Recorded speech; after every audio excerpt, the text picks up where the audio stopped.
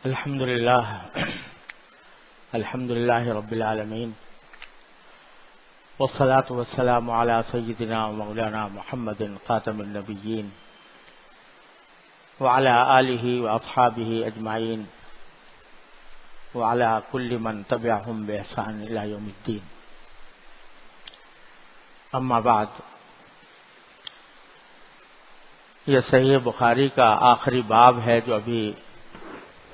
طالب علم نے ہمارے سامنے پڑھا ہے. اس کے بارے میں کچھ گزارشات عرض کرنے سے پہلے میں یہ دیکھ رہا ہوں کہ سامنے کچھ شاید موبائلوں کی روشنیاں، کیمروں کی روشنیاں نظر آ رہی ہیں. براہ کرم ان کو بند کر دیجیے. یہ صحیح بخاری کا درس ہے، ایک مقدس مجلس ہے. یہ اس میں تصویریں لینے کا اہتمام اور اس کی کثرت یہ اس مجلس کے تقدس کے شایان شان نہیں ہے، لہذا اس سے پرہیز کیا جائے. یہ باب جو آخری امام بخاری رحمۃ اللہ علیہ نے قائم فرمایا ہے،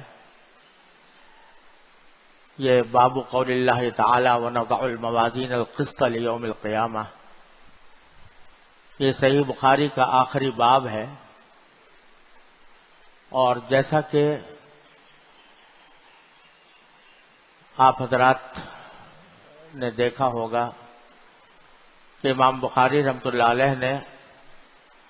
اپنی کتاب کو جو آخری کتاب بنایا ہے وہ کتاب التوحید ہے، اور اس کا نام کتاب الرد علی الجہمیہ بھی ہے. کتاب التوحید والرد علی الجہمیہ اس کا پورا نام ہے،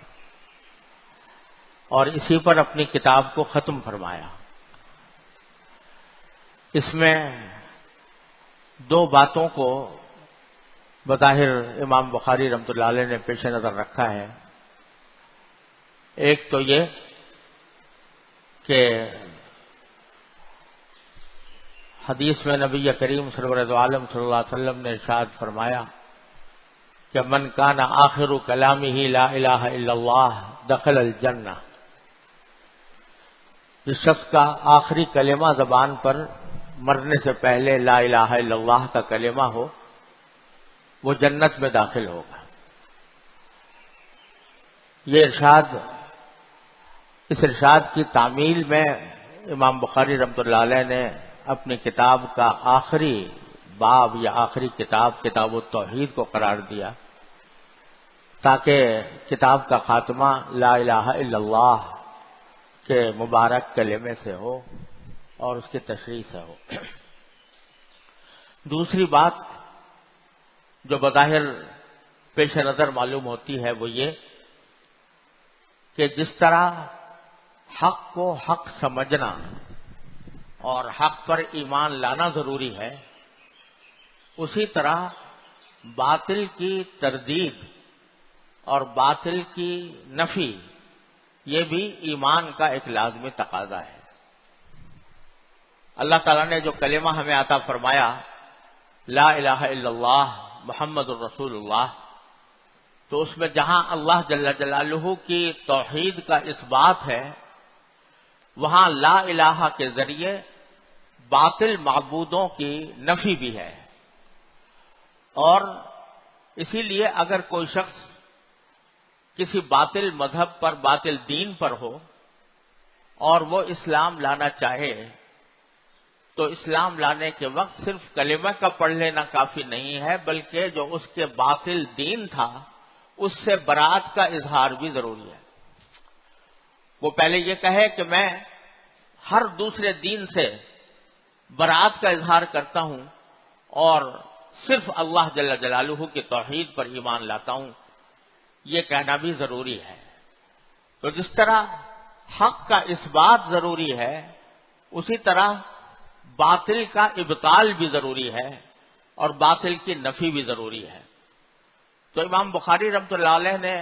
کتاب التوحید سے پہلے جتنی بھی کتابیں اور جتنے بھی ابواب قائم فرمائے ہیں وہ نبی کریم سرور دو عالم صلی اللہ علیہ وسلم کی ان احادیث پر مشتمل ہیں جن میں حق بیان فرمایا گیا۔ آخر میں امام بخاری نے جو باطل فرقے پیدا ہوئے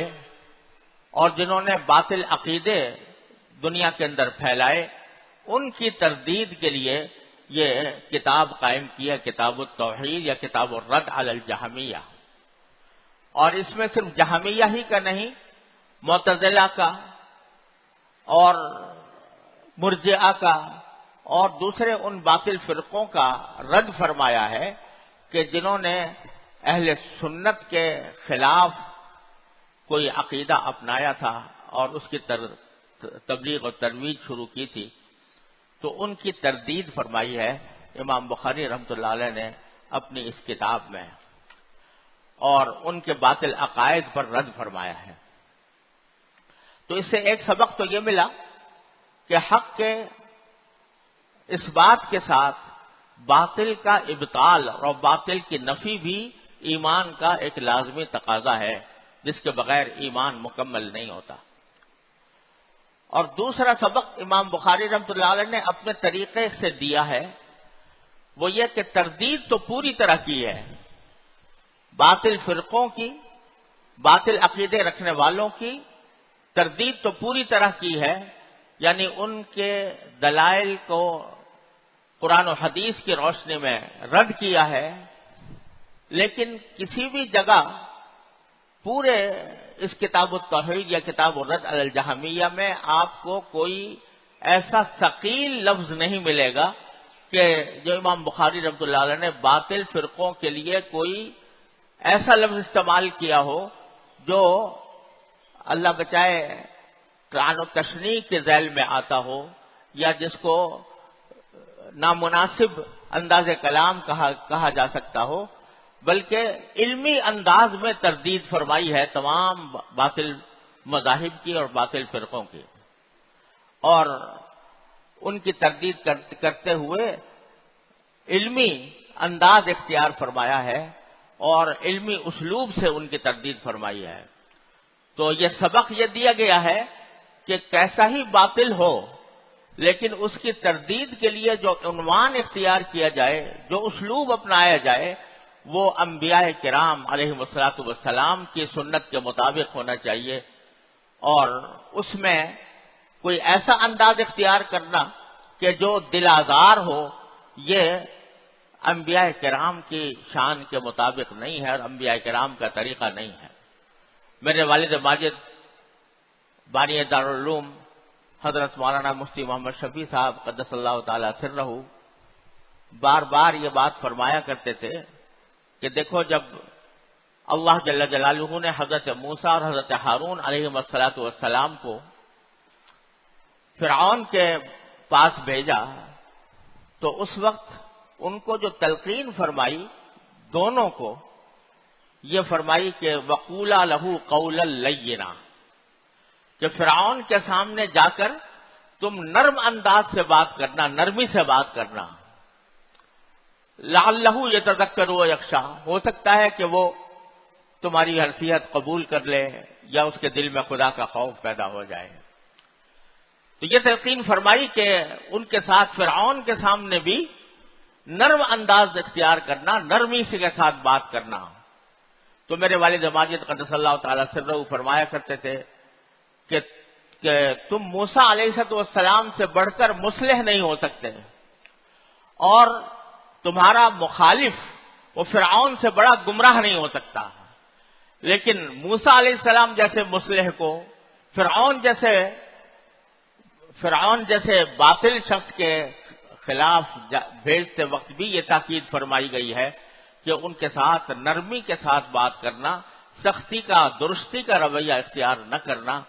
تو پھر یہ پوری امت کے لیے ایک عظیم ہدایت ہے کہ خواہ کیسا ہی باطل کیوں نہ ہو، لیکن جب اس کی تردید کرو، تردید بھرپور کرو،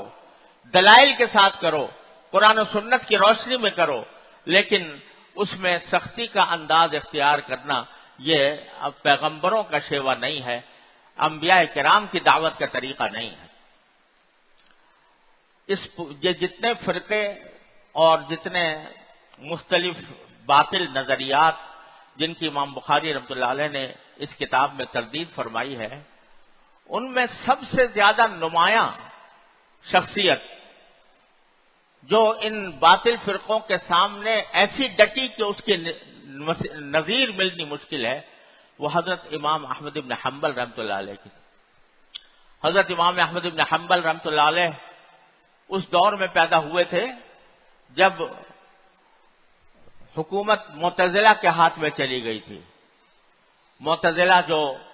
مختلف باطل نظریات کے قائل تھے وہ حاکم بن گئے تھے، اور نہ صرف حاکم بن گئے تھے بلکہ لوگوں کو زبردستی اپنا عقیدہ ماننے پر مجبور کیا جاتا تھا۔ اگر کوئی شخص ان کے عقیدے کو مانتا نہیں تھا تو اس کو سزائیں دی جاتی تھیں، کوڑے لگائے جاتے تھے، جیلوں میں بند کیا جاتا تھا، اور طرح طرح کی اذیتوں کا نشانہ بنایا جاتا تھا۔ اس وقت میں حضرت امام احمد بن حنبل رحمۃ اللہ علیہ کو اللہ تبارک و تعالی نے استقامت کا پہاڑ بنا کر معتزلہ کے مقابلے میں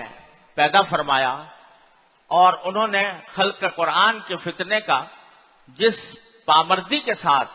اور جس استقامت کے ساتھ مقابلہ کیا اس کی نظیر ملنی مشکل ہے۔ یہاں تک کہ ساری مخلوق ڈرتی تھی۔ معتصم باللہ کے دربار میں جب لوگوں کی پیشی ہوتی تھی، بڑے بڑے علماء جاتے تھے اور ان سے پوچھا جاتا تھا کہ تم قرآن کو مخلوق مانتے ہو یا غیر مخلوق مانتے ہو؟ اگر کسی نے کہہ دیا کہ غیر مخلوق مانتے ہیں تو اس کو کوڑے لگائے جاتے تھے، جیلوں میں بند کر دیا جاتا تھا۔ اس واسطے بہت سے بڑے جلیل القدر قسم کے علماء بھی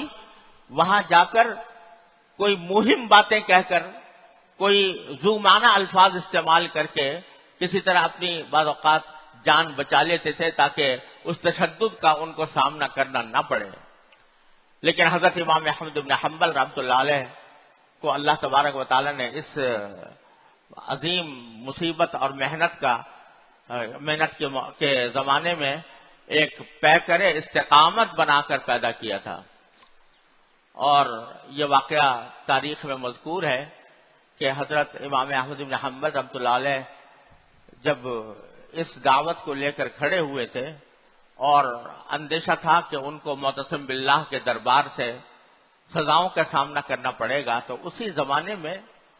حضرت امام شافعی رحمۃ اللہ علیہ نے ایک خواب دیکھا،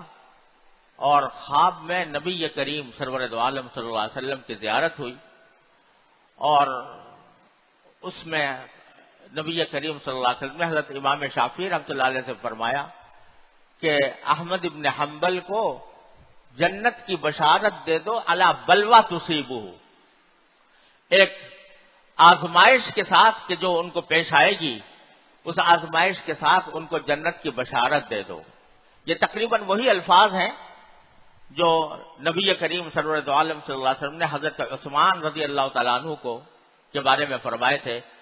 کہ ان کو جنت کی بشارت دے دو ایک آزمائش کے ساتھ جو ان کو پیش آنے والی ہے۔ وہی الفاظ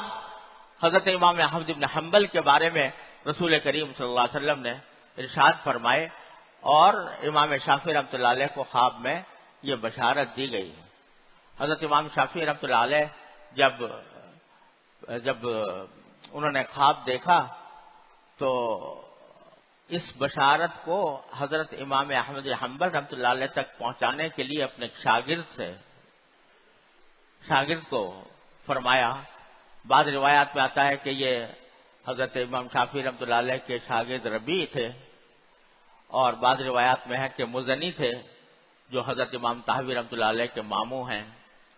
ان کو کہا کہ جا کر احمد بن حنبل کو یہ خواب سناؤ اور یہ بشارت دو کہ رسول کریم صلی اللہ علیہ وسلم نے ان کو جنت کی بشارت دی علی بلوہ تصیبہ۔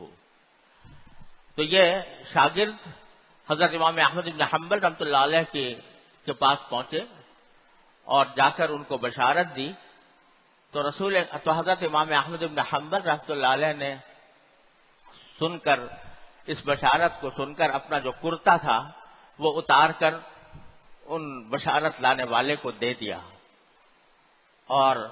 حضرت کعب بن مالک رضی اللہ تعالیٰ عنہ کی سنت پر عمل کیا کہ جب حضرت کعب بن مالک رضی اللہ تعالیٰ عنہ کو بشارت دی گئی تھی کہ ان کی توبہ قبول ہو گئی ہے غزوہ تبوک کے موقع پر، تو اس وقت حضرت کعب نے اپنا کرتا اتار کر بشارت لانے والے کو دے دیا تھا، تو حضرت امام احمد بن حنبل رحمۃ اللہ علیہ نے اپنا کرتا اتار کر ان کو دیا کہ یہ تم اتنی عظیم بشارت میرے لے کر آئے ہو، میں یہ کرتا تمہیں دیتا ہوں انعام کے طور پر۔ اور ساتھ میں یہ فرمایا کہ شاید نبی کریم صلی اللہ علیہ وسلم نے جو الا بلوا تصیبہ فرمایا، تو شاید نبی کریم صلی اللہ علیہ وسلم نے میرے اندر کسی کمزوری کا شبہ ظاہر فرمایا ہے، تو اللہ تعالیٰ مجھے استقامت عطا فرمائے اور میں حق کے مقابلے میں، حق کے لیے اور باطل کے مقابلے میں کوئی کمزوری نہ دکھاؤں۔ یہ کرتا لے کر حضرت امام شافعی کے شاگرد واپس حضرت امام شافعی کے پاس پہنچے، تو حضرت امام شافعی رحمۃ اللہ نے فرمایا کہ یہ کرتا تو تمہارا حق ہے، کیونکہ یہ کرتا تمہیں بشارت کے عوض میں انعام کے طور پر امام احمد نے دیا ہے،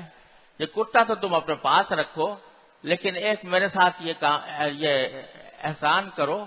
کہ اس کرتے کو پانی میں بھگو لو، اور پانی میں بھگو کر اس کا جو پانی ہے وہ مجھے پینے کے لیے دو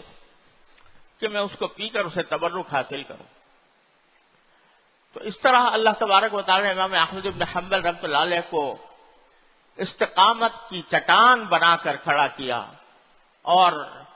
اسی پاداش میں حضرت امام احمد بن حنبل رحمۃ اللہ علیہ کو معتصم کے دربار سے کوڑے لگانے کا حکم ہوا، اور مورخین نے وہ جو کوڑے لگائے جاتے تھے ان میں سے بعض مورخین نے یہ لکھا ہے کہ وہ کوڑا ایسا ہوتا تھا کہ اگر کسی ہاتھی کو بھی مار دیا جائے تو وہ بدک جائے،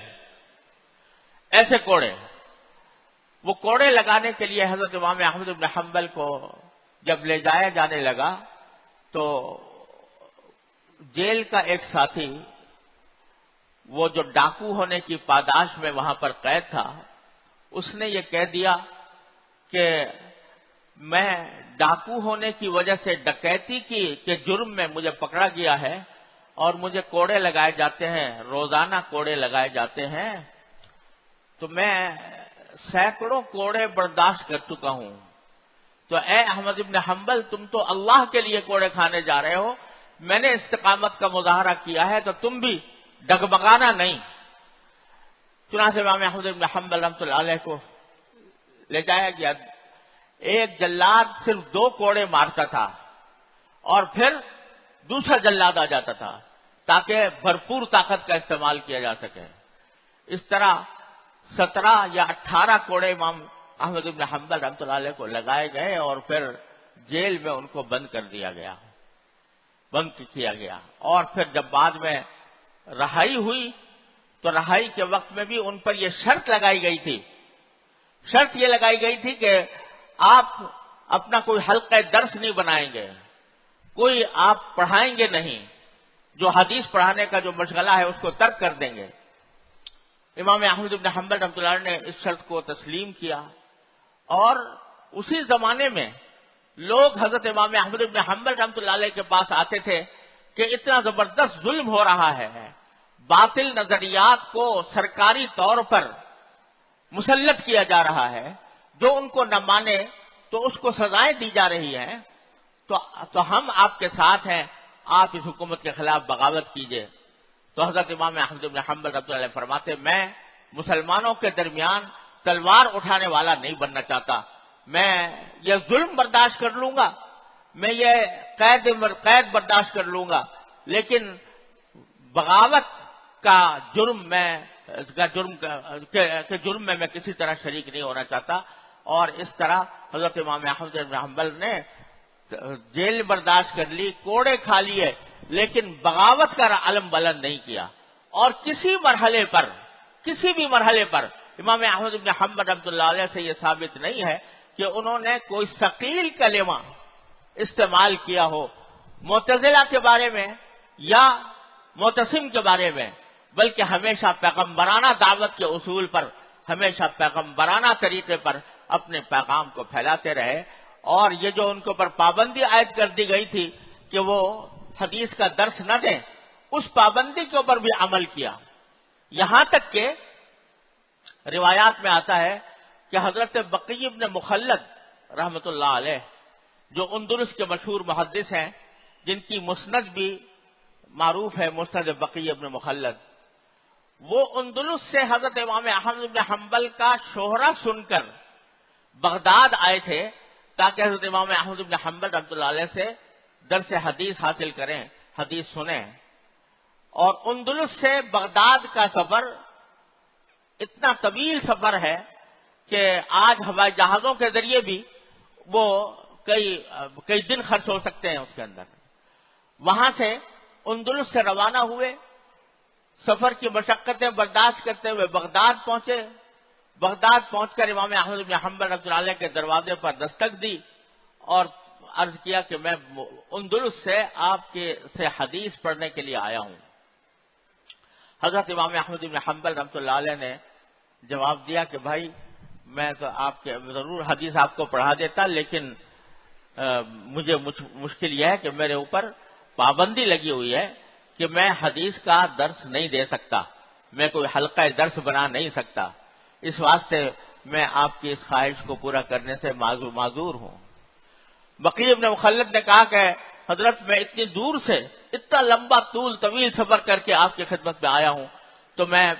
اپنے مقصد کو حاصل کیے بغیر کیسے چلا جاؤں، کوئی راستہ نکالیے.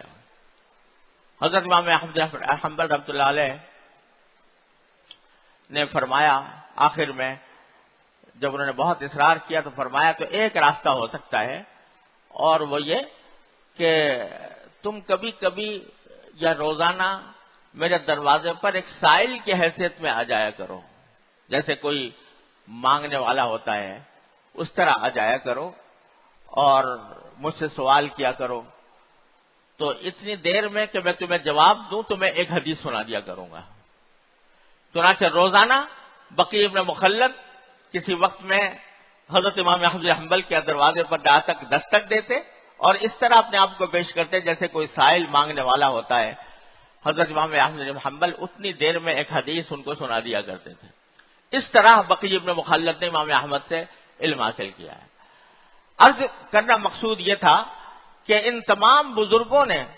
باطل کے مقابلے میں استقامت کا تو غیر معمولی مظاہرہ فرمایا اور باطل کی تردید میں کوئی دقیقہ فروگزاشت نہیں کیا، بھرپور تردید کی، لیکن طریقہ پیغمبروں کا اختیار فرمایا کہ انبیاء کرام اپنے مخالفین کو گالی کا جواب گالی سے نہیں دیتے ہیں، سختی کا جواب سختی سے نہیں دیتے، کوئی دل آزار پہلو اختیار نہیں فرماتے، بلکہ وہ علمی انداز میں اور شرافت کی حدود میں رہ کر باطل کی تردید کرتے ہیں. تو امام بخاری رحمۃ اللہ علیہ نے اس پوری کتاب التوحید میں یہ سبق بھی ہمیں دیا ہے کہ باطل کی تردید کی جاتی ہے اور کس طرح کی جاتی ہے. ان دونوں باتوں کا سبق دیتے ہوئے آخر میں امام بخاری رحمۃ اللہ علیہ اس باب پر آئے ہیں کہ باب قول اللہ تعالی وَنَضَعُ الْمَوَازِينَ الْقِسْطَ لِيَوْمِ الْقِيَامَةِ. یہ آخری باب قائم فرمایا اس آیت کریمہ کی تشریح میں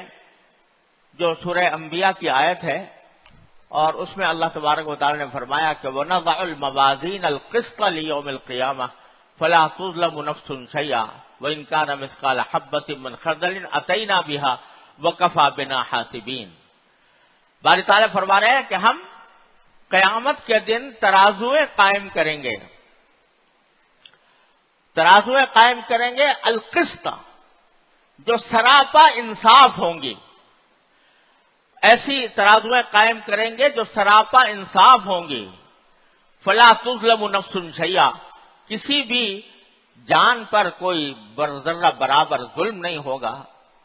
اور فرمائے وَإِنْ كَانَ مِثْقَالَ حَبَّةٍ مِّنْ خَرْدَلٍ، اور کسی کا عمل اگر ایک رائی کے دانے کے برابر بھی ہوگا تو اتینا بہا، وہ ہم لے آئیں گے اور اس کا بھی وزن ہوگا. وَكَفَىٰ بِنَا حَاسِبِينَ، اور حساب لینے کے لیے ہم کافی ہیں. یہ عنوان اختیار فرمایا اللہ تبارک و تعالی نے بتانے کے لیے کہ جتنے بھی اعمال اس دنیا میں کیے جا رہے ہیں ان سب کا آخرت میں وزن ہوگا، اور اس وزن کے لیے ہم ترازویں قائم کریں گے قیامت کے دن۔ ویسے تو اللہ تبارک و تعالی کو ترازویں قائم کرنے کی کوئی ضرورت اس لیے نہیں ہے کہ اللہ تبارک و تعالی ہر انسان کے عقیدے سے، عمل سے، ہر چھوٹی بڑی چیز سے پوری طرح باخبر ہے، تو ان کو اعمال نامہ پڑھوانے یا اس اعمال نامے کا وزن کرنے یا اعمال کا وزن کرنے کی حاجت نہیں تھی۔ لیکن اللہ تبارک و تعالی یہ چاہتے ہیں کہ انصاف، جس طرح انصاف ہو تو انصاف ہوتا نظر بھی آئے، دوسرا آنکھوں سے دیکھ کر یہ سمجھے کہ ہاں انصاف ہو رہا ہے۔ تو اس واسطے جتنے اعمال ہوں گے ان سب اعمال کو اللہ تبارک و تعالی تولنے کے لیے یہ ترازویں قائم فرمائیں گے قیامت کے دن۔ اور امام بخاری رحمۃ اللہ علیہ نے اس اپنی کتاب کے آخر میں، سب سے آخر میں اس باب کو لا کر یہ در حقیقت ہمیں آپ کو متنبہ کیا ہے کہ دین کی جتنی تعلیمات تھیں وہ میں نے شروع سے لے کر آخر تک تمہارے سامنے بیان کر دی۔ کتاب الایمان آ گئی، کتاب العلم آ گیا، کتاب الوضو، کتاب التیمم، جتنے بھی احکام تھے وہ سارے کے سارے نبی کریم سرور دو عالم صلی اللہ علیہ وسلم کی احادیث کی روشنی میں تمہارے سامنے آ گئے۔ اب جو بات دیکھنے کی ہے اور جس کی فکر کرنی ہے وہ یہ کہ تمہارے ہر عمل کو اللہ تبارک و تعالیٰ کی بارگاہ میں تولا جائے گا، اور تولنے کا مطلب ہوتا ہے کسی چیز کا وزن معلوم کرنا۔ میزان جو ہے یا ترازو وہ گنتی نہیں کرتی، وہ تولتی ہے۔ یعنی یہ نہیں دیکھا جاتا اس میزان کے اندر کہ کتنی چیزیں ترازو کے پلے میں داخل کی گئیں، وہ 10 تھیں یا 20 تھیں یا 1000 تھیں یا 1,00,000 تھیں۔ دیکھا جاتا ہے کہ جو چیز بھی ڈالی گئی ہے وہ وزندار ہے کہ نہیں، اس میں وزن ہے کہ نہیں۔ اگر وہ وزن ہوتا ہے تو ترازو کا پلہ جھک جاتا ہے، اور اگر وزن سے وہ خالی ہوتا ہے تو ترازو کا پلہ اوپر چلا جاتا ہے۔ اسی لیے قرآن کریم نے فرمایا کہ من ثقلت موازینہ، جس کی میزان عمل جس کی بھاری ہو جائے گی، فہو فی عیشۃ راضیہ، تو وہ من پسند زندگی میں ہوگا۔ تو اصل اعتبار جو ہے بتلانا یہ چاہ رہا ہے امام بخاری رحمۃ اللہ علیہ کہ اصل اعتبار جو ہے وہ گنتی کا نہیں ہے کتنے عمل کیے، بلکہ اعتبار اس کا ہے کہ کیسا عمل کیا۔ چنانچہ قرآن کریم نے بھی سورہ ملک کے اندر فرمایا کہ وہ خلق الموت والحیات لیبلوکم ایکم احسن عملا، اللہ تعالیٰ نے موت اور زندگی اس لیے پیدا کی ہے تاکہ یہ آزمائے تم کو کہ تم میں سے کون ایسا ہے جس کا عمل زیادہ اچھا ہے۔ یہ نہیں فرمایا کہ ایکم اکثر عملا، کہ جس کا عمل زیادہ ہے، گنتی میں زیادہ ہے، بلکہ یہ فرمایا کہ جس کا عمل زیادہ اچھا ہے، یعنی جس کے عمل میں زیادہ وزن ہے۔ تو امام بخاری رحمۃ اللہ علیہ اس ساری کتاب کو اور اس کی تعلیمات کو بیان کرنے کے بعد ہمیں آپ کو اس بات پر کی طرف متوجہ کر رہے ہیں کہ فکر اس کی کرو کہ جو عمل بھی تمہارا ہو وہ اخلاص پر مبنی ہو، اور اخلاص کی وجہ سے اس میں وزن پیدا ہو، اور جو عمل چھوٹا بھی ہو لیکن اخلاص کے ساتھ ہو، اللہ جل جلالہ کی رضا جوئی کی خاطر ہو، اللہ تعالیٰ کی خوشنودی کے سوا کچھ اور مقصود نہ ہو، وہ عمل چاہے دیکھنے میں چھوٹا نظر آ رہا ہو لیکن اللہ تبارک و تعالیٰ کے ہاں وہ بڑا وزنی ہوتا ہے، اور اللہ تبارک و تعالیٰ اس کے اوپر جو اجر و ثواب عطا فرماتے ہیں وہ بہت مرتبہ گنتی کے اوپر نہیں عطا فرماتے۔ تو اس لیے توجہ اس طرف دلائی جا رہی ہے کہ جو کچھ بھی عمل کرو وہ خالصتاً اللہ تبارک و تعالیٰ کی رضا جوئی کی خاطر ہو۔ جتنا اخلاص زیادہ ہوگا اتنا ہی عمل کے اندر وزن بھی بڑھے گا، اور اس کی وجہ سے میزان عمل کا پلہ جھکے گا۔ اور اگر اخلاص سے خالی ہے تو وہ ظاہر میں دیکھنے میں کتنا بڑا عمل نظر آ رہا ہو، لیکن اللہ تبارک و تعالیٰ کے ہاں وہ پر کاہ کے برابر حیثیت نہیں رکھتا۔ علامہ آلوسی رحمۃ اللہ علیہ نے روح المعانی میں جو اس آیت کی تفسیر کرتے ہوئے ایک روایت نقل کی ہے، اور وہ علامہ بغوی رحمۃ اللہ علیہ نے بھی معالم التنزیل کے اندر روایت فرمائی ہے۔ اگرچہ علامہ آلوسی رحمۃ اللہ علیہ نے فرمایا کہ مجھے اس روایت کی سند کی تحقیق نہیں ہو سکی، لیکن ہے بڑی عبرت والی اور بڑی معزت والی روایت۔ وہ روایت یہ ہے کہ ایک مرتبہ حضرت داؤد علیہ السلام نے اللہ جل جلالہ سے یہ درخواست کی کہ جو میزان عمل آپ نے لوگوں کے اعمال تولنے کے لیے مقرر فرمائی ہے، میں اسے دیکھنا چاہتا ہوں۔ وہ کیسی ترازو ہے جس کے اندر انسانوں کے اعمال تولے جائیں گے۔ تو حضرت باری تعالیٰ نے وہ ترازو جو دکھائی حضرت داؤد علیہ السلام کو، تو روایت میں یہ ہے کہ وہ ترازو ایسی تھی کہ پورے مشرق و مغرب پر چھا گئی، اس کے جو پلے تھے وہ مشرق و مغرب پر چھا گئے، اتنی بڑی ترازو ان کو دکھائی گئی۔ جب اس کو دیکھا حضرت داؤد علیہ السلام نے، تو حضرت داؤد علیہ السلام کے اوپر روب طاری ہو گیا اور فرمایا کہ یا اللہ، اگر یہ ترازو ہے تو وہ کون ہے جو اس ترازو کو نیکیوں سے بھر سکے گا؟ اتنی بڑی ترازو جو مشرق و مغرب پر محیط ہے، اس کو کون ہے جو نیکیوں سے بھر سکے گا؟ تو اس کے جواب میں اللہ جل جلالہ نے ارشاد فرمایا کہ اذا رضیت من عبدی عملا ملأتہ بالتمرہ، کہ جب میں کسی اللہ کے بندے سے، اپنے بندے سے کسی سے راضی ہوتا ہوں تو اتنی بڑی ترازو کو ایک کھجور سے بھر دیتا ہوں، اگر چاہوں تو ایک کھجور سے بھر دیتا ہوں۔ یعنی ایک کھجور کا صدقہ بھی اگر کسی شخص نے انتہائی اخلاص کے ساتھ کیا ہے تو بعض اوقات وہ ایک کھجور کا عمل جو ہے وہ بھی ترازو کو بھر سکتا ہے۔ سبق یہ دیا جا رہا ہے کہ عمل کی کثرت معتبر نہیں ہے، عمل کا وزن معتبر ہے جو اخلاص سے پیدا ہوتا ہے۔ جتنا اخلاص زیادہ ہوگا اتنا ہی اس عمل کے اندر وزن زیادہ ہوگا، چاہے وہ دیکھنے میں چھوٹا نظر آ رہا ہو۔ اب بخاری شریف کے اندر حدیث کئی جگہ گزری ہے کہ ایک خاتون تھی، گناہگار تھی، لیکن اس نے ایک مرتبہ ایک کتے کو پیاسا دیکھ کر اس کو پانی پلا دیا تھا، اور اس پانی پلانے کی وجہ سے اللہ تبارک و تعالی نے اس کے اس عمل کی قدردانی فرمائی اور اس کی مغفرت فرما دی۔ تو بعض اوقات عمل دیکھنے میں چھوٹا سا ہوتا ہے، لیکن اخلاص کے ساتھ، جس اخلاص کے ساتھ کیا جا رہا ہوتا ہے، اس کا وزن اللہ تبارک و تعالیٰ کے ہاں بہت بڑا ہوتا ہے، اور اس بہت بڑے وزن کی وجہ سے اللہ تبارک و تعالیٰ انسان کے اوپر کرم فرما دیتے ہیں اور اس کے گناہوں کی مغفرت ہو جاتی ہے۔ ایسے بہت سے واقعات ہیں احادیث کے اندر، روایات کے اندر آئے ہیں، جہاں چھوٹے سے عمل کے اوپر اللہ تبارک و تعالیٰ نے کسی کی مغفرت فرما دی، اس واسطے کہ نہ جانے اس بندے نے کس اخلاص کے ساتھ وہ عمل کیا تھا جو اللہ تعالیٰ کے ہاں قبول ہو گیا۔ حضرت عبداللہ بن مبارک رحمۃ اللہ علیہ، جو بڑے درجے کے محدث بھی ہیں، فقیہ بھی ہیں، صوفی بھی ہیں، انہوں نے کتاب الزہد میں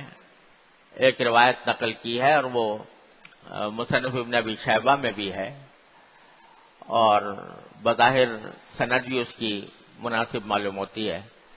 اس میں یہ واقعہ بیان فرمایا ہے کہ ایک راہب تھا، عبادت گزار شخص، جو کسی خانقاہ میں عبادت کے اندر مشغول رہتا تھا، اور سالہ سال اس نے عبادت کی۔ سالہ سال کی عبادت کے بعد ایک مرتبہ ایسا ہوا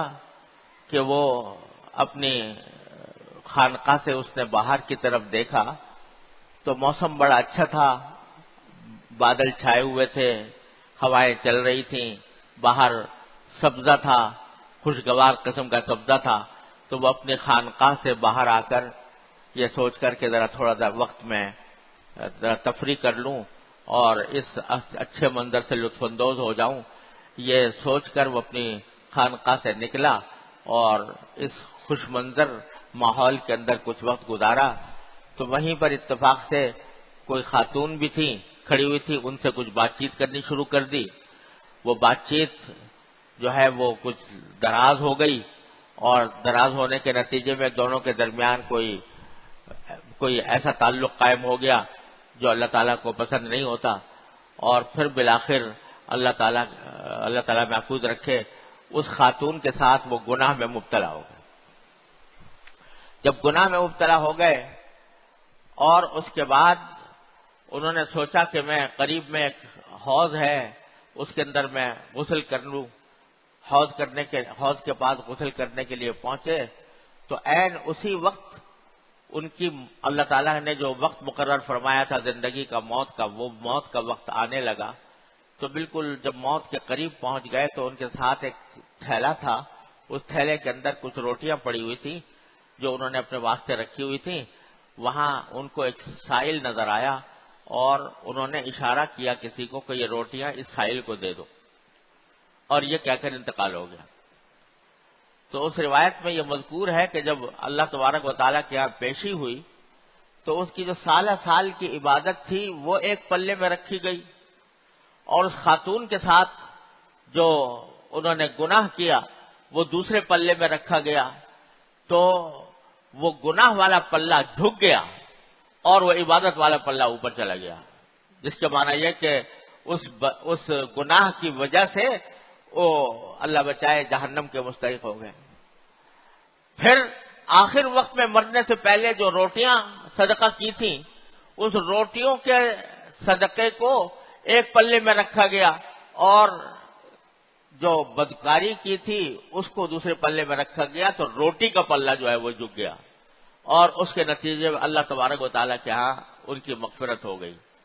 یہ روایت عبداللہ بن مبارک رحمۃ اللہ علیہ نے کتاب الزہد میں بھی نقل فرمائی ہے، مصنف ابن ابی شیبہ میں بھی مذکور ہے کہ یہ واقعہ اس طرح پیش آیا۔ اب واقعہ تو اگرچہ صیغہ ماضی سے بیان کیا گیا کہ ایسا ہوا، لیکن قرآن و حدیث میں بکثرت جو آنے والے واقعات قیامت کے اندر ہونے والے ہوتے ہیں تو ان کو بھی بعض اوقات ماضی کے صیغے سے تعبیر کر دیا جاتا ہے، تو مطلب یہ کہ وہاں پر ایسا ہوگا۔ تو اس روایت کا بھی منشا در حقیقت یہ ہے کہ اعتبار جو ہے عمل کی چھوٹائی اور بڑائی کا نہیں ہے، چھوٹا ہو یا بڑا ہو، لیکن اعتبار اس جذبے کا ہے، اس اخلاص کا ہے جس اخلاص کے ساتھ وہ عبادت انجام دی گئی۔ ایک آدمی اگر 1 روپیہ بھی صدقہ کرتا ہے اللہ تعالیٰ کے راستے میں اور اخلاص کے ساتھ کرتا ہے تو وہ اللہ تبارک و تعالیٰ کے یہاں بعض اوقات لاکھوں روپے کے صدقے سے بڑھ جاتا ہے۔ اس وجہ سے جو اصل بات ہے وہ یہ کہ آدمی اخلاص کے ساتھ کرے جو کام کرے۔ اسی وجہ سے حدیث میں رسول کریم صلی اللہ علیہ وسلم کا ارشاد ہے کہ لا تحقرن من المعروف شیئا ولو ان تلقى اخاك بوجه طلق او كما قال صلی اللہ علیہ وسلم، کہ نیکی کے کسی بھی کام کو حقیر نہ سمجھو۔ کوئی بھی نیکی کا کام اگر کسی وقت کرنے کی توفیق ہو رہی ہے یا اس کا خیال آیا ہے تو وہ کر گزرو، چاہے وہ نیکی اپنے کسی بھائی سے خندہ پیشانی کے ساتھ ملنا یہ ہو، یہ بھی بظاہر دیکھنے میں چھوٹی سی نیکی ہے، لیکن اس کو حقیر سمجھ کر چھوڑو نہیں۔ تو اصل بات جس کی طرف امام بخاری رحمۃ اللہ علیہ ہمیں آخر میں متوجہ فرما رہے ہیں وہ یہ کہ اپنے اعمال میں وزن پیدا کرنے کی کوشش کریں، اور وزن پیدا کرنے کا راستہ ہے اخلاص۔ جتنا زیادہ اخلاص ہوگا اتنا ہی عمل کے اندر وزن پیدا ہوگا، اور جتنا اخلاص سے خالی ہوگا اتنا ہی بے وزن ہوگا۔ اللہ تبارک و تعالیٰ اپنے فضل و کرم سے، اپنے رحمت سے ہمیں آپ کو سب کو ہر عمل میں اللہ تبارک و تعالیٰ کی خوشنودی کا جذبہ دل میں پیدا کرنے کی توفیق عطا فرمائے، اور ہر کام اخلاص کے ساتھ عمل کرنے کی توفیق عطا فرمائے۔ تو فرمایا کہ باب قول اللہ تعالیٰ وَنَضَعُ الْمَوَازِينَ الْقِسْطَ لِيَوْمِ الْقِيَامَةِ، ہم ایسی ترازویں قیامت کے دن قائم کریں گے جو سراپا انصاف ہوں گی۔ القسط یہ مصدر ہے، اور اس کی راجح تفسیر یہ ہے کہ یہ در حقیقت موازین کے لیے بطور صفت آیا ہے کہ جو سراپا انصاف ہوں گی. بعض حضرات نے اس کو مفعول لہو بھی قرار دیا ہے کہ نضع الموازین القسط، یعنی ہم ترازویں قائم کریں گے انصاف کرنے کی خاطر قیامت کے دن. بہرحال وہ بھی ایک احتمال ہے. پھر آگے امام بخاری نے فرمایا وَأَنَّ أَعْمَالَ بَنِي آدَمَ وَقَوْلَهُمْ يُوزَنُ، اور یہ بیان کرنا مقصود ہے اس میں کہ بنی آدم کے تمام اعمال کو وزن کیا جائے گا. اس سے امام بخاری رحمۃ اللہ علیہ یہ بتلانا چاہتے ہیں کہ بعض لوگ کہتے ہیں کہ اعمال وزن نہیں ہوں گے بلکہ اعمال نامے وزن ہوں گے، جن اعمال ناموں میں اعمال لکھے ہوئے ہیں وہ وزن ہوں گے. تو امام بخاری ان کی تردید کرتے ہوئے فرماتے ہیں کہ نہیں، خود اعمال ہی کا وزن ہوگا. اور جو لوگ یہ سمجھتے ہیں کہ اعمال تو اغراض ہیں ان کا وزن نہیں ہو سکتا، وہ احمق ہیں، اس واسطے کہ اللہ تعالیٰ کی قدرت میں یہ سے کچھ بعید نہیں ہے کہ کسی بھی عرض کو جوہر کی صفات عطا فرما دے اور وہ قابل وزن ہو جائیں. دوسری بات جس کی طرف امام بخاری نے بنی آدم کہہ کر اشارہ کیا ہے وہ یہ کہ تمام بنی آدم کے اعمال کا وزن ہوگا، جس میں مسلمان اور کافر دونوں داخل ہیں. بعض حضرات یہ کہتے ہیں کہ کافر کے اعمال کو وزن کرنے کی تو کوئی ضرورت نہیں، کیونکہ کافر جو ہے اس کے بارے میں قرآن کریم نے فرمایا کہ وَقَدِمْنَا إِلَىٰ مَا عَمِلُوا مِنْ عَمَلٍ فَجَعَلْنَاهُ هَبَاءً مَنْثُورًا، ان کے جتنے اعمال ہیں وہ تو سارے حبس ہو چکے کفر کی وجہ سے، ان کا کوئی اعتبار نہیں، وہ ہوا میں اڑتے ہوئے ذرات کی طرح ہیں جن کا کوئی وزن نہیں ہوتا، لہذا ان کا اعمال کا وزن نہیں ہوگا. لیکن امام بخاری بنی آدم کا لفظ استعمال کر کے فرما رہے ہیں کہ مسلمانوں کے ساتھ کافروں کے اعمال کا بھی وزن ہوگا. اور جو حضرات اس بات کے قائل ہے کہ کافروں کا اعمال کا بھی وزن ہوگا، وہ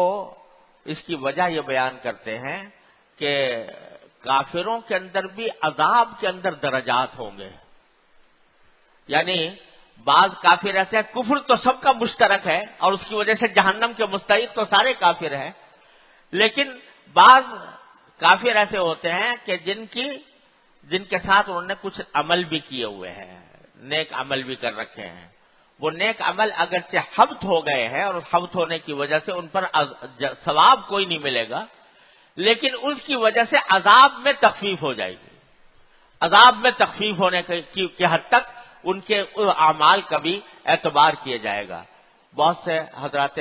محدثین اس بات کے قائل ہیں، امام بخاری بظاہر انہی کی تائید کرنا چاہتے ہیں کہ بنی آدم کے اعمال، سارے بنی آدم کے اعمال وزن ہوں گے، اس میں مسلمان بھی داخل ہیں اور کافر بھی داخل ہیں. وَقَوْلَهُمْ يُوزَنُ، اور ساتھ میں یہ بھی فرما دیا کہ صرف اعمال ہی نہیں، زبان سے نکلی ہوئی باتوں کا بھی وزن ہوگا. جو لفظ انسان زبان سے نکال رہا ہے وہ اس طرح ہوا میں اڑ نہیں جاتا، اللہ تبارک و تعالیٰ کے ہاں وہ محفوظ ہے. مَا يَلْفِظُ مِنْ قَوْلٍ إِلَّا لَدَيْهِ رَقِيبٌ عَتِيدٌ، تو وہ محفوظ رہتا ہے اور اس کا بھی وزن ہوتا ہے. اگر اچھی بات کہی ہے تو اس کا وزن ہوگا، جیسے کہ حدیث میں آگے آنے والا ہے کہ سبحان اللہ وبحمدہ سبحان اللہ العظیم، ان کلمات کا میزان عمل میں بڑا وزن ہوگا. تو اسی طرح ہر بات کا وزن ہے اور اس کو اللہ تعالیٰ کی بارگاہ میں میزان کے اندر تولا جائے گا. تو یہ ساتھ ہمیں اور آپ کو اس بات پر امام بخاری نے متنبہ فرما دیا کہ اب خاص طور پر بخاری شریف پڑھ کر اور یہ آخری باب پڑھ کر انسان کے سر پر دستار فضیلت رکھ دی جاتی ہے، وہ عالم بن کر دنیا کے سامنے جاتا ہے اور زیادہ تر اپنے اقوال کے ذریعے وہ دین کی بات دوسروں تک پہنچاتا ہے. تو متنبہ اس طرف کیا جا رہا ہے کہ اب تمہارے اپنے قول کو ذرا خیال رکھنا کہ اس کے جو زبان سے جو بات بھی نکلے گی اس کا اللہ تبارک و تعالیٰ کے ہاں وزن ہوگا. لہذا کوئی بات حدود سے متجاوز نہ ہو، کوئی بات اعتدال سے متجاوز نہ ہو، شریعت کے دائرے سے متجاوز نہ ہو، اور جو بات کی جائے وہ اخلاص کے ساتھ کی جائے. کسی کی اگر تردید بھی کر رہے ہو، کسی کی برائی بھی، وہ کسی کو برائی سے روک بھی رہے ہو تو اس کو اخلاص کے ساتھ روکو. مقصود در حقیقت اس کی خیر خواہی ہو، اس پر شفقت ہو اس کے ساتھ ہمدردی ہو اور اس کے نتیجے میں اللہ تبارک و تعالیٰ کی رضا جوئی مقصود ہو، نہ یہ کہ اپنے دل کا غبار نکالنا مقصود ہے، اپنے دل کی بھڑاس نکالنا مقصود ہے، یا دوسرے کے خلاف جو جذبات دل میں پیدا ہوئے ہیں ان کا اظہار کرنا مقصود ہے، بلکہ اصل مقصود اللہ تعالیٰ کو راضی کرنا ہو اور اللہ تبارک و تعالیٰ کے دین کی دعوت دینا ہو۔ پھر آگے امام بخاری رحمۃ اللہ علیہ نے اپنی عادت کے مطابق کچھ الفاظ کی تشریح کر دی ہے جو قرآن کریم میں آئے ہیں۔ وقال مجاہد القسطاس العدل، حضرت مجاہد رحمۃ اللہ نے فرمایا کہ قسطاس زنوا بالقسطاس المستقیم جو قرآن کریم میں آیا ہے اس کی تفسیر کر دی حضرت مجاہد نے عدل کے ساتھ، اور اشارہ اس طرف کر دیا ہے کہ امام حضرت مجاہد سے ایک قول یہ مروی ہے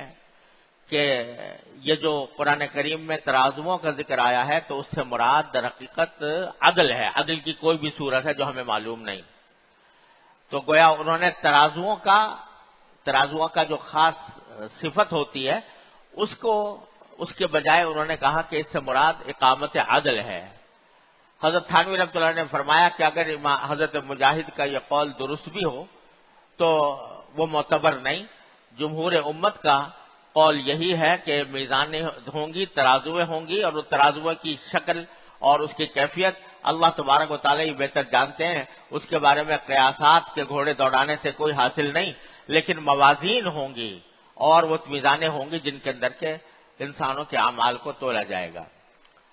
پھر فرمایا وَيُقَالُ الْقِسْطُ مَصْدَرُ الْمُقْسِطِ، یہ مشہور لغوی مسئلہ بیان کر دیا کہ قسط جو ہے یہ انصاف کے معنی میں آتا ہے، لیکن جب مجرد میں قسط یقسط کہا جاتا ہے تو اس کے معنی ظلم کرنے کے ہوتے ہیں۔ وَأَمَّا الْقَاسِطُونَ فَكَانُوا لِجَهَنَّمَ حَطَبًا، اور اقسط یقسط اقساطًا یہ اس کے معنی انصاف کرنے کے ہوتے ہیں باب افعال میں، اور اس کے مقسط کے معنی عادل ہے۔ وَأَمَّا الْقَاسِطُ فَهُوَ الْجَائِرُ، قاسط کے معنی ظالم کے ہوئے۔ پھر اس کے بعد امام بخاری رحمۃ اللہ علیہ نے حدیث روایت کی ہے اور اسی حدیث پر اپنے کتاب کو ختم فرمایا ہے۔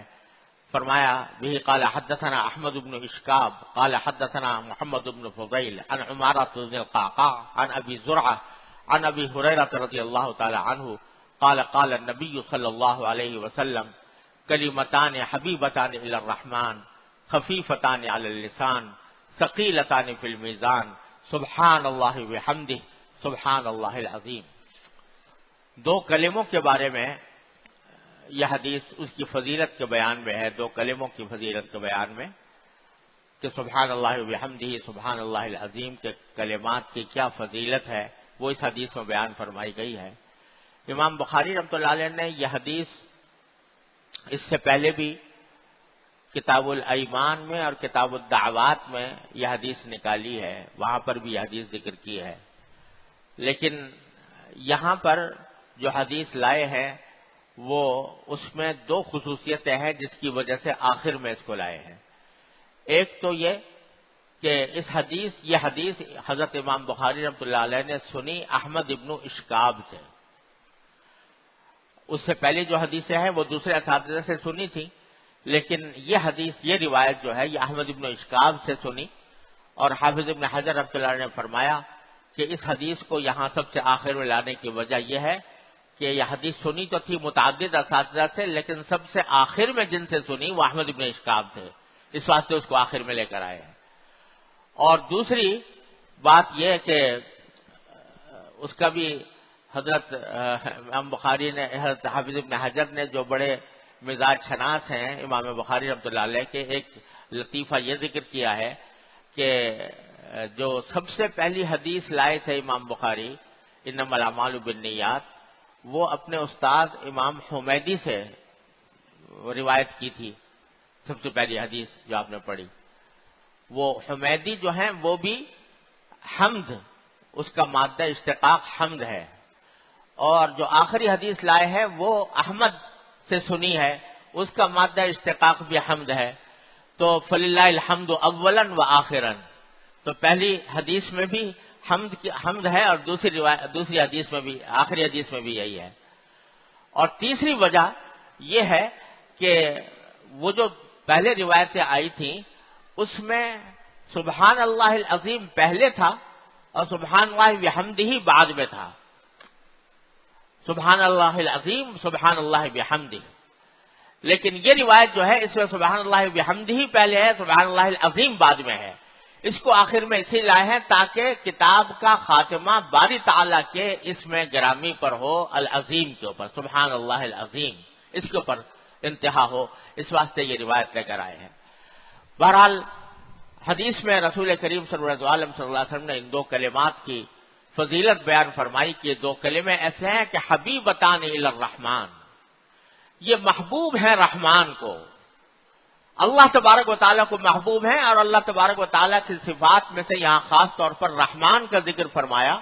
کہ ان کو محبوب ہے, رحمان کو محبوب ہے. تو جب رحمان کو محبوب ہیں تو جو پڑھنے والا ہوگا ان کلمات کا اس کے اوپر اللہ تبارک و تعالیٰ کی رحمتیں نازل ہوں گی. اس واسطے حبیبتان الی الرحمن خاص طور پر فرمایا گیا. اور خفیفتان علی اللسان, زبان کے اوپر بہت ہلکے ہیں, یعنی ان کو پڑھنے میں کوئی دقت نہیں, کوئی دشواری نہیں, آرام سے یہ کلمات ادا ہو جاتے ہیں. لیکن اس سے یہ نہ سمجھا جائے کہ چونکہ خفیف ہیں اور ہلکے ہیں لہذا میزان عمل کے اندر بھی کہیں ہلکے نہ ہوں, تو فرمایا ثقیلتان فی المیزان, میزان عمل میں ان کا وزن بہت ہے, اور وہ ہے سبحان اللہ بحمدہ سبحان اللہ العظیم. اب کیا راز ہے ان کلمات میں جس کی وجہ سے ان کو یہ فضیلت عطا ہوئی کہ یہ میزان کے اندر بہت بھاری ہیں اور اللہ تبارک و تعالیٰ کے ہاں محبوب بہت ہیں؟ یہ کیا راز ہے اس میں؟ اس کو حقیقت تو اللہ تبارک و تعالیٰ ہی جانتے ہیں. وہی در حقیقت اللہ تبارک و تعالیٰ ہی جانتے ہیں کہ کس کلمے کے اندر کیا انوار ہے, کیا برکات اللہ تعالیٰ نے رکھے ہیں. اور حضرت علامہ انور شاہ صاحب کشمیری رحمۃ اللہ علیہ یہ فرمایا کرتے تھے کہ ان کلمات کے اندر جو خصائص ہیں, جو ان کے انوار و برکات ہیں, ان کا راز انشاءاللہ مومن کو جنت میں کھلے گا. اور جنت کی لذتوں میں ایک لذت عظیم یہ ہوگی کہ جو حقائق اشیاء ہیں جو ہمیں یہاں پر معلوم نہیں ہوتے وہ وہاں پر پوری طرح منکشف ہو جائیں گے. اسی وقت پتہ لگے گا کہ ان کلمات کے اندر کیا انوار و برکات اللہ تبارک و تعالیٰ نے ودیعت فرمائے تھے. لیکن میں ہمارے شیخ حضرت عارفی قدس اللہ تعالیٰ سرہ یہ بات بیان فرمایا کرتے تھے کہ جو ظاہری بات سمجھ میں آتی ہے وہ یہ ہے کہ سبحان اللہ کا جو کلمہ ہے یہ تنزیہ پر مشتمل ہے, جس کے معنی یہ ہے کہ اللہ جل جلالہ کی ذات ہر عیب سے پاک ہے. اللہ تبارک و تعالیٰ کی ذات ہر عیب سے پاک ہے. یہ تنزیہ کا کلمہ ہے. اور ساتھ ہی وہ بحمدہ ہی لگا ہوا ہے کہ ہر عیب سے پاک ہے اور تمام تعریفوں کی جامع ہے. جتنے بھی اسباب کسی چیز کی تعریف کے ہو سکتے ہیں وہ سارے کے سارے اللہ تبارک و تعالیٰ کے اندر موجود ہیں.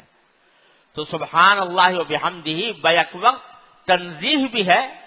اور ساتھ میں تحمید بھی ہے, یعنی اس میں ہر عیب سے باری تعالیٰ کی ذات کو پاک قرار دیا گیا اور ساتھ ساتھ ہر طرح کے صفات کمال سے اللہ تبارک و تعالیٰ کو متصف مانا گیا. اور جو ذات ہر عیب سے پاک ہو اور ساتھ میں سارے اوصاف کمال کی جامع ہو, جس کی بنا پر قابل تعریف ہو, اس کا فطری تقاضا یہ ہے کہ انسان کو اس سے محبت ہو. محبت کسی سے کس بنا پر ہوتی ہے؟ کسی خصوصیت کی بنا پر ہوتی ہے, اس کی کسی ایسی صفت کی بنا پر ہوتی ہے جو قابل تعریف ہو, اس وجہ سے کسی سے محبت کی جاتی ہے. تو جب اللہ جل جلالہ کی ذات ہر عیب سے پاک اور ہر کمال کی جامع ہے تو وہ محبت کے اس سے زیادہ کوئی اور چیز لائق نہیں ہو سکتی. تو یہ کلمہ جو ہے سبحان اللہ و بحمدہ یہ اللہ تبارک و تعالیٰ کی محبت پیدا کرنے کا ذریعہ. جب آپ بندہ اس پہ سوچے گا کہ اللہ تعالیٰ کی ذات ہر عیب سے پاک ہے اور اللہ تعالیٰ کی ذات میں سارے صفات کمال جمع ہیں, تو قدرتی طور پر اس کے دل میں اللہ تبارک و تعالیٰ کی محبت آنی چاہیے. تو یہ اللہ تبارک و تعالیٰ کی محبت پیدا کرنے والا کلمہ ہے. اور سبحان اللہ العظیم اس میں باری تعالیٰ کی عظمت و جلال کا ذکر ہے. عظمت جس ذات کی عظمت زیادہ ہوگی، جس کا جلال زیادہ ہوگا، تو اس کا ایک روب طبیعت پر ہوگا کہ یہ تو بڑی عظمت والی ذات ہے، لہذا اس کا روب آئے گا، اس سے خوف پیدا ہوگا کہ کہیں اس کے مرضی کے خلاف کوئی کام نہ ہو جائے۔ تو یہ عظمت و جلال کا اعلان ہے باری تعالیٰ کی، جو انسان کے دل میں اللہ تبارک و تعالیٰ کا رعب پیدا کرتا ہے۔ اور حضرت فرماتے تھے کہ جب محبت اور رعب یہ دو چیزیں جمع ہو جاتی ہیں تو اسی کا نام خشیت ہے۔ انما یخشی اللہ من عبادہ العلماء، جس کو فرمایا گیا کہ اللہ تعالیٰ کی خشیت انہی کے دل میں ہوتی ہے جو علم رکھتے ہیں۔ تو یہ خشیت پیدا کرنے والا کلمہ ہے سبحان اللہ وبحمدہ سبحان اللہ العظیم، کہ پہلے کلمے سے محبت اور دوسرے کلمے سے رعب اور خوف پیدا ہوتا ہے، اور دونوں کے مجموعے کا نام خشیت ہے۔ اور یہ خشیت ہی سارے علم کی معراج ہے، سارے علم کا جو منتہا مقصود ہے وہ باری تعالیٰ کی خشیت دل میں پیدا کرنا ہے۔ انما یخشی اللہ من عبادہ العلماء، حضرت مولانا رومی رحمۃ اللہ علیہ فرماتے ہیں کہ خشیت اللہ را نشان علم داں، آیت یخشی اللہ در قرآن بخاں، اللہ کی خشیت کو علم کی نشانی سمجھو، اور اس کی دلیل میں قرآن کریم کی آیت قرآن کریم کی پڑھ لو کہ انما یخشی اللہ من عبادہ العلماء۔ تو میرے والد ماجد قدس اللہ تعالیٰ سرہ کو فرمایا کرتے تھے کہ حضرت مولانا رومی کی اس کے شعر کی تفسیر فرماتے ہوئے کہ ہم میں سے ہر ایک شخص کو یہ دیکھنا چاہیے کہ کتنی خشیت اس کے دل میں پیدا ہوئی۔ اگر علم حاصل کرنے کے نتیجے میں، کتابیں پڑھنے کے نتیجے میں دل میں خدا کا خوف کچھ پیدا ہوا، خدا کی عظمت اور اس کی محبت دل میں پیدا ہوئی، تو سمجھو علم کارآمد ہے، واقعی علم جو ہے وہ صحیح معنی میں حاصل ہو رہا ہے۔ لیکن اگر ساری کتابیں پڑھ گئے، سارے علوم کے دفتر کنگال لیے، بڑی بڑی تحقیقات کے محقق بن گئے، لیکن اللہ تعالیٰ کی خشیت دل میں پیدا نہ ہوئی، تو وہ علم نہیں ہے، وہ علم کا محض دھوکہ ہے۔ وہ علم حقیقت میں وہی ہے جو انسان کے دل میں اللہ تبارک و تعالیٰ کی خشیت پیدا کر دے۔ تو یہ کلمات بھی امام بخاری نے آخر میں ہمیں بتا کر اس بات کی طرف متوجہ فرما دیا کہ بھائی اب اپنی زندگی میں یہ کوشش کرو کہ کسی طرح تمہارے اندر علم کی وہ علامت پیدا ہو جس کو قرآن کریم نے علامت قرار دیا، انما یخشی اللہ من عبادہ العلماء۔ اگر ہمارے والد صاحب رحمۃ اللہ علیہ بلکہ یہ فرمایا کرتے تھے کہ جب آدمی کسی منزل پر جاتا ہے، روانہ ہوتا ہے، تو راستے میں دیکھتا رہتا ہے کہ بھئی میں کہاں پہنچا ہوں۔ لاہور آپ جا رہے ہیں تو راستے میں دیکھتے جائیں گے کہ بھئی اب حیدرآباد کا اسٹیشن آ گیا، اب سکھر کا آ گیا، اب ملتان کا آ گیا، تو دیکھتے ہوئے جاتے ہیں۔ اگر جا تو رہا ہے لاہور لیکن اسٹیشن کسی اور راستے کے آ رہے ہیں، تو اس کا مطلب یہ کہ وہ غلط سواری میں بیٹھ گیا ہے اور صحیح منزل تک نہیں پہنچ سکتا۔ تو حضرت والد ماجد رحمۃ اللہ علیہ فرماتے تھے کہ جب طالب علم بنو تو یہ دیکھو کہ تمہارے راستے میں خشیت اللہ کے اسٹیشن بھی آ رہے ہیں کہ نہیں۔ اگر اس میں اسٹیشن آ رہے ہیں مال و دولت کے، حب جاہ کے، حب مال کے، تو اس کا مطلب یہ کہ صحیح سواری میں نہیں بیٹھے ہوئے ہو، علم کی منزل کے صحیح مسافر نہیں ہو۔ لہذا اصل مقصود جو ہے وہ حاصل کرنے کی فکر چاہیے کہ اللہ تعالیٰ کی خشیت ہو، اور اللہ تعالیٰ کی خشیت اللہ تعالیٰ کی نعمتوں کا استحضار کرنے سے اور کثرت سے اس کی طرف رجوع کرنے سے حاصل ہوتی ہے۔ اللہ تبارک و تعالیٰ اپنے فضل و کرم سے، اپنی رحمت سے ہم سب کو اس کی توفیق عطا فرمائے۔ وآخر دعوانا ان الحمد للہ رب العالمین۔